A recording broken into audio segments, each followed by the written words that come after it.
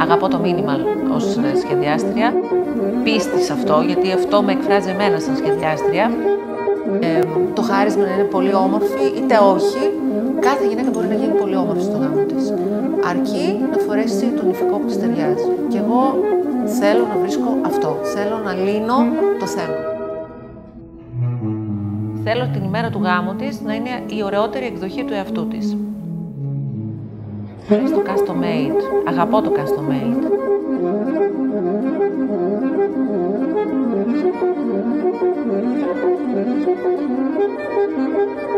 Είναι κίνητρο για μένα να βρω το ιδανικό νηφικό για τη συγκεκριμένη κοπέλα.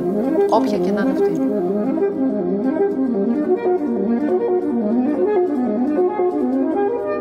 Η φετινή συλλογή του 2024 είναι εμπνευσμένη από τον γαλλικό ρομαντισμό. Κρατάω όμως μόνο τις γραμμές και τους όγκους του. Φαρδιές φούστες, τα φαρδιά μανίκια, τα σύμμετρα μανίκια, τα μπιστιέ τα οποία είναι πάρα πολύ θηλυκά και τονίζουν το στήθος και τη μέση.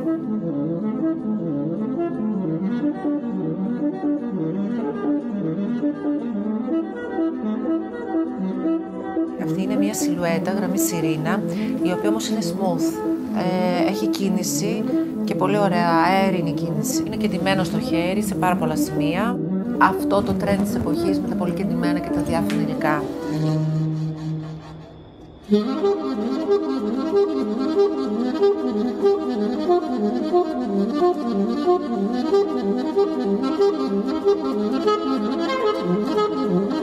Για μένα η νύφη όταν πηγαίνει στην εκκλησία πρέπει να είναι chic, κοιτάζοντας πάντα να δω στοιχεία και χαρακτηριστικά της προσωπικότητάς της. Για μένα είναι η αφετηρία για να ξεκινήσω να εμπνευστώ ένα νηφικό. Δεν με ενδιαφέρει ο σωματότυπος, πρώτα ξεκινάω από την προσωπικότητα. Και σιγά σιγά δημιουργούμε μαζί το σχέδιο το οποίο είναι η ωραιότερη εικόνα του εαυτού της.